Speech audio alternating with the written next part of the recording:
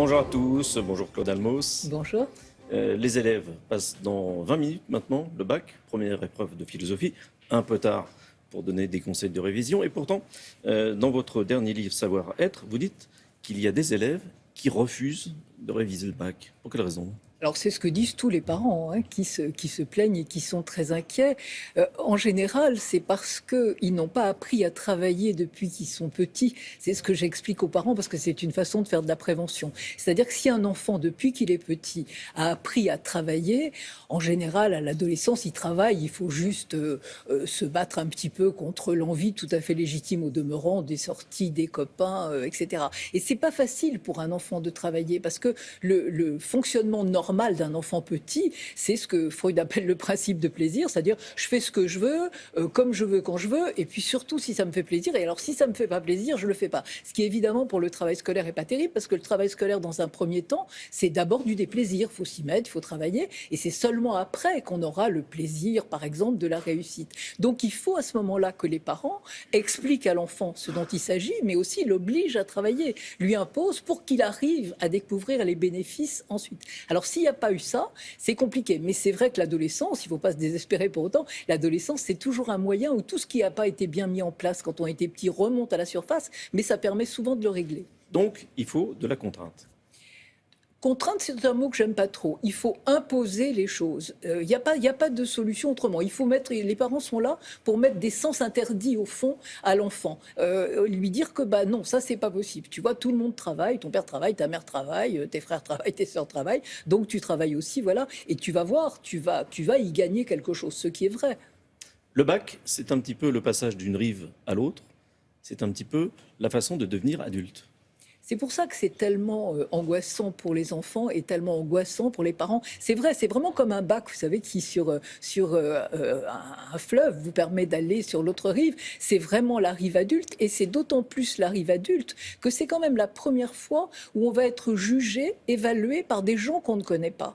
Et donc, d'une certaine façon, pour le jeune homme, la jeune fille qui passe le bac, c'est un peu comme si c'était toute la société qui va les juger. Et ça annonce tout ce temps où la société, ils auront l'impression d'être jugés par la société lors d'un entretien d'embauche, par exemple. Donc c'est vraiment une entrée dans le monde des adultes. Et il y a une angoisse pour eux, bien sûr. Et il y a aussi une angoisse pour leurs parents, parce que les parents se sentant toujours coupables, à tort, mais c'est comme ça, de tout ce qui arrive à leurs enfants, bah, ils ont l'impression que s'ils réussissent et qu'ils l'auront très bien élevé, sinon sûrement ils y seront pour quelque chose. Ce qui, bien sûr, n'est pas forcément vrai. Alors, on parlait des parents.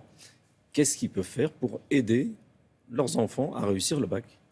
Alors, je crois que quand même, l'essentiel a déjà été fait ou pas fait, c'est-à-dire lui avoir appris à travailler, l'avoir soutenu dans son travail, parce que c'est justement pas que de la contrainte, c'est soutenir et manifester de la tendresse et de l'affection en même temps. Je crois que maintenant, c'est pas la peine de chercher à faire des interventions psy quand on est parent. Bon, il faut d'abord arrêter un tout petit peu de se stresser soi-même si c'est facile à dire, mais pas facile à faire.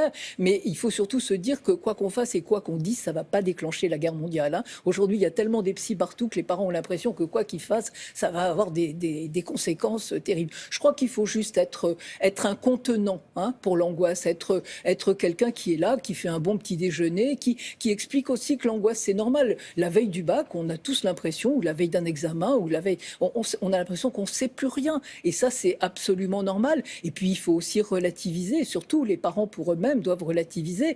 C'est vrai que le bac, c'est important, mais à l'échelle d'une vie, avoir raté son bac et l'avoir eu une année après, il y a des tas de gens très bien qui ont passé leur bac en 2 fois.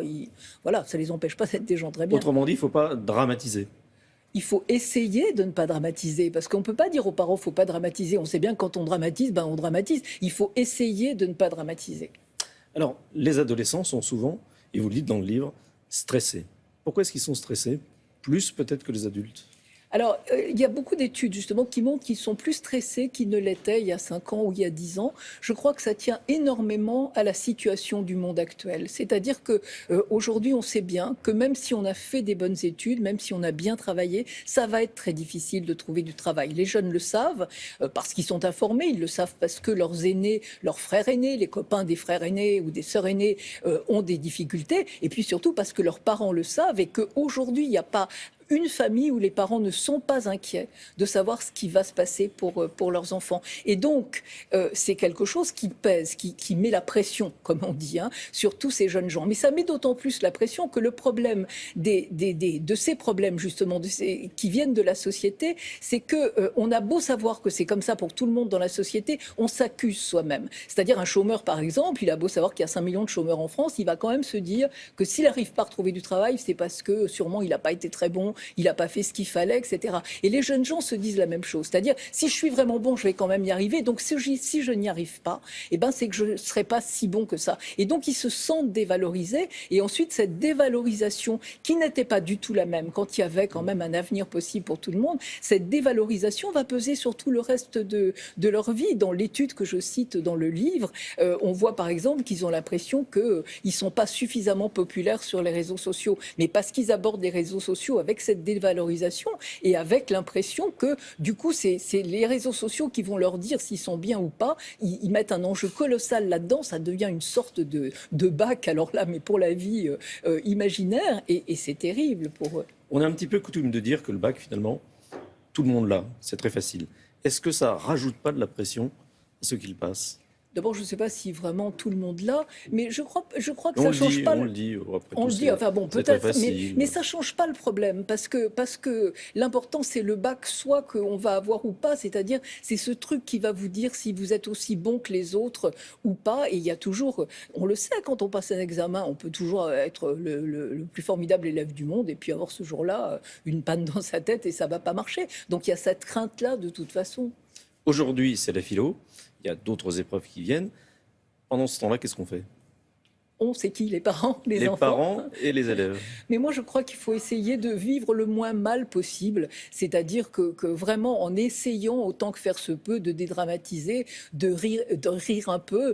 C'est pas de toute façon tout ce qu'on n'a pas révisé pendant l'année ou travaillé pendant l'année. C'est pas dans les 8 derniers jours ou les 8 dernières heures qu'on va l'acquérir. Donc bon, on peut aussi faire un tout petit peu confiance à la chance.